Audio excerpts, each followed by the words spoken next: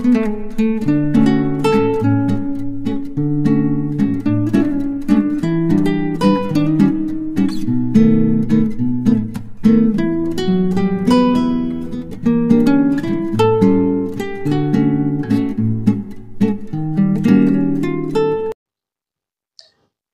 All. இந்த நாள் இனிய நாளாக அமைய அனைவருக்கும் என்னுடைய வாழ்த்துக்கள். இன்னைக்கு சாட்டர்டே. காலையில் ஸ்கூல் இல்லைன்னு தெரிஞ்ச உடனே காலையில் எந்திரிக்கிறதுக்கே 6:30க்கு மேலே ஆயிடுச்சு. இன்னைக்கு ஸ்கூல் லீவு அப்படிங்கிறதே எங்களுக்கு நியூஸில் பார்த்து தான் தெரியும். நியூஸில் நாளைக்கு அனைத்து பள்ளிகளும் விடுமுறை அப்படின்னு போட்டிருந்துச்சு. ஆனால் எங்களுக்கு வந்த டைம் டேபிள் பிரகாரம் இந்தந்த சனிக்கிழமையில ஒர்க் பண்ணணும் அப்படின்னு அலாட் பண்ணி கவர்மெண்ட்டே ஒரு டைம் டேபிள் கொடுத்துருக்குறாங்க. அந்த டைம் டேபிள் பிரகாரம் இன்னைக்கு ஸ்கூலு. ஆனால் நேற்று லீவ் விட்டதுக்கு நோக்கம் என்ன அப்படின்னா செகண்ட் சாட்டர்டே, அதனால தான் ஸ்கூல் லீவு அப்படின்னு சொல்லியிருந்தாங்க. செகண்ட் சாட்டர்டே அப்படின்னு சொல்லி அந்த அலாட் பண்ணும்போது தெரியுமா என்னான்னு தெரியல. அப்போ எந்த சனிக்கிழமை வேணாலும் ஒர்க் பண்ணலாம் அப்படின்னு சொல்லிட்டு அவங்க பாட்டுக்கு ஒரு டைம் டேபிள் போட்டு கொடுத்துட்றாங்க. அது செகண்ட் சாட்டர்டேவா தேர்ட் சாட்டர்டேவா அதெல்லாம் கவர்மெண்ட்டு பார்க்கவே இல்லை. இது நம்ம கவர்மெண்ட்டை குறை சொல்கிறோன்னு அர்த்தம் இல்லை. அந்த அலாட் பண்ணவங்க டைம் டேபிள் போடுறவங்க கரெக்டாக அதை போடலை அப்படின்னு தான் நம்ம சொல்ல முடியும்.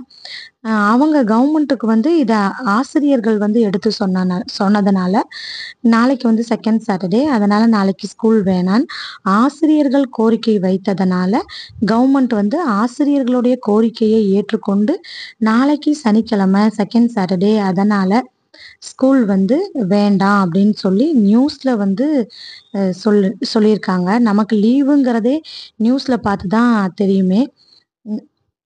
இப்படி தான் இந்த காலகட்டம் போயிட்டுருக்கு. இதுக்கு மேலே நம்ம எதுவுமே பேச முடியாத ஒரு சிச்சுவேஷனில் தான் இருக்கோம். ஓகே, காலையில் என்ன நான் பிரேக்ஃபாஸ்ட்டுக்கு செஞ்சேன் அப்படிங்கிறத பார்க்கலாம். இப்போ நேற்று செஞ்ச இட்லியில் நான் ஒரு 3 இட்லி சாப்பிட்டேன். அவ்வளோதான். மீதி அப்படியே இட்லியெல்லாம் அப்படியே இருந்துச்சு. அதுக்கப்புறம் முட்டை பணியாரத்துக்கு நேற்று நான் கலந்து வச்சுட்டு போனேன். அந்த மாவு அப்படியே இருந்துச்சு. சரி, அதை 2யும் வச்சு இன்னைக்கு பிரேக்ஃபாஸ்ட்டு முடிச்சிடலாம் அப்படின்னு சொல்லி அதை தான் நான் ரெடி பண்ணலான்னு வச்சுருந்தேன். அதுக்கு அப்புறம் எல்லாத்தையும் நமக்கு தேவையான பொருளை ஃபஸ்ட்டு எடுத்து வச்சுட்டு அடுத்து லெமன் டீ போடலாம் அப்படின்ட்டு இன்னைக்கு செம்பருத்தி பூவை வச்சு டீயை போடலாம் அப்படின்னு சொல்லி செம்பருத்தி பூ பறிச்சிட்டு வந்துட்டேன். தண்ணி நமக்கு தேவையான அளவு நம்ம எடுத்துக்கணும். நான் 2 டம்ளர் தண்ணி சேர்த்துருக்கேன். டீ தூள் ஒரு வாசனைக்காக தான் அப்படின்னா கொஞ்சம் லைட்டாக ஒரு பிஞ்சு தான் நம்ம சேர்க்கணும். அப்புறம் செம்பருத்தி பூவோட இதழ்கள் அதை நம்ம போட்டுக்கலாம். செம்பருத்தி பூ நிறையா கிடைச்சா இப்போ 2 டம்ளருக்கு நான் ஒரு 5-6 பூ போட்டேன்.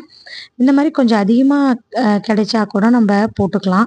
இல்லை ஒரு 2 பூ, எங்கள் வீட்டில் எத்தனை பூ பூக்குதோ அதை பொறுத்து தான் நான் போடுறது. சும்மா 2-3 பூ இருந்துச்சுன்னா அதை மட்டும் போட்டுட்டு ஒரு கொய்யாத்தலை 2 பறித்து அப்படியே போட்டுக்குவேன். அந்த மாதிரி தான் நான் டீ போடுவேன். இன்னைக்கு செம்பருத்தி பூ 5-6 கிடச்சிச்சு, பூத்து இருந்துச்சு. அதனால் 6 பூவையுமே பறிச்சிட்டு எல்லாத்தையுமே இதழ்களை எடுத்து டீ போட்டாச்சு. டீ நல்லா கொதிச்சிருச்சு. நாட்டு சர்க்கரை சேர்த்துக்கலாம். வெள்ளை சர்க்கரை நம்ம எவ்வளோ குறைக்க முடியுமோ குறைக்கலாம். ஏன்னா வெள்ளை சர்க்கரையால் நமக்கு உடம்புக்கு கெடுதி தான். நாட்டு சர்க்கரை போட்டுக்கிட்டு லெமன் பாருங்கள் ரொம்ப கம்மியாக நம்ம பிழிஞ்சு விடணும். ஏன்னா ரொம்ப அதிகமாக நம்ம பிழிஞ்சு விட்டுட்டோம் அப்படின்னு சொன்னால் ஒரு மாதிரி புளிப்பு சுவை, காலங்காத்தால் அந்த ரொம்ப புளிப்பு சுவையும் நம்ம எடுத்துக்கக்கூடாது. அது ஒரு மாதிரி பல்லுலாம் கூசுற மாதிரி இருக்கும் நமக்கு. அதனால் நமக்கு தேவையான அளவு ஒரு 4-5 ட்ராப் மட்டும் பிழிஞ்சு விட்டுட்டோம் அப்படின்னா கொஞ்சம் நல்லாயிருக்கும் டீ குடிக்க. ஒவ்வொருத்தரோட டேஸ்ட்டை பொறுத்து ஒரு சிலருக்கு நல்லா லெமன் நிறையா புழிஞ்சு விட்டு குடிக்கிறது பிடிக்கும். அந்த மாதிரி இருக்கவங்க ஓகே. எங்களுக்கு இப்படி தான். இது எங்களுக்கு இந்த மாதிரி டீ போட்டால் பிடிக்கும். இதையே நாங்கள் ஃபாலோ பண்ணிக்கிறோம். அடுத்து முட்டை பணியாரம் செய்யறதுக்கு இந்த குழி பணியாரம் தான் நம்ம சொல்லுவாங்க. குழி பணியாரத்திலேயே நான் என்ன பண்ணிட்டேன்னா, இன்னைக்கு 2 முட்டை போட்டுக்கிட்டேன். முட்டைய வந்து எப்பயுமே இந்த மாரி தண்ணீல போட்டு பார்த்துட்டு தான் நான் உடைச்சு ஊத்துவேன். ஏன் அப்படின்னு சொன்னா, ஒரு சில டைம்ல முட்டை கெட்டு போயிருக்கும். அத தெரியாம நம்ம ஊத்திருவோம். அதனால நம்ம அது ரொம்ப வயித்துக்கு வந்து அது கேடு. அப்படின்னா, குடல்ல வந்து கெட்டுப்போக வைக்கிறது இந்த மாரி கெட்டுப்போன முட்டைகள் தான். இத தெரியாம நம்ம சாப்பிட்டுட்டோம் அப்படின்னா, அதுக்கப்புறம் நமக்கு நெறைய ப்ராப்ளம்ஸ் வந்து வரும். அந்த வயிற்று பொருமலு, வயிற்று அப்படின்னா அந்த ஸ்டொமக் அப்செட் மாரி நமக்கு வந்துரும். அதனால ஃபர்ஸ்ட்டே நம்ம வந்து முட்டைய மட்டும் தண்ணீல போட்டு நம்ம பார்த்துக்கலாம். அ தண்ணீல போடும்போது, அது மேல தண்ணீல மிதந்து குத்தாக அப்டின்னா செங்குத்தா மிதந்து வந்துச்சு அப்டின்னா, அது கெட்டுப்போன முட்டை. நார்மலா வந்து கிடைமட்டமா அது இருந்துச்சு அப்டின்னு சொன்னா, அது வந்து நல்ல முட்டைன்னு அர்த்தம். இந்த 2 முட்டையுமே நல்ல முட்டை தான். அ ஏன்னா இது வாங்கி 4, 5 நாள் ஆகுது. அதனால எனக்கு ஒரு பயம். சரி நம்ம தண்ணீல போட்டு பார்த்துட்டே யூஸ் பண்ணிக்கலான்னு சொல்ட்டு, இந்த தேங்காய் சட்னிக்கு பொட்டுக்கடல சட்னிக்கு தேங்காய்ல கொஞ்சம் மிச்சம் இருந்துச்சு.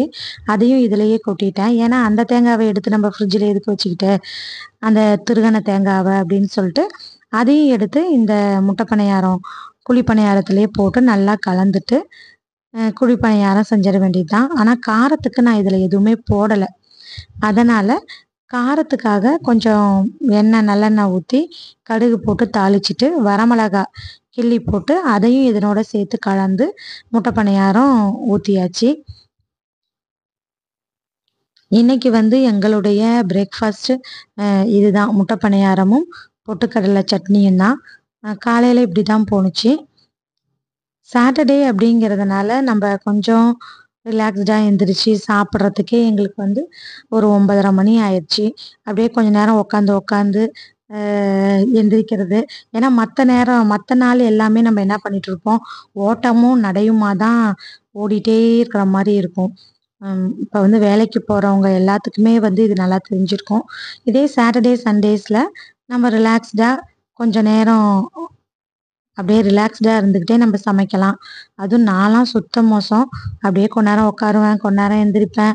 அப்படியே போய் கொஞ்ச நேரம் சமையல் செய்வேன். அந்த மாரி ரொம்ப ரிலாக்ஸ்டா வந்து அந்த நாள் போகும்.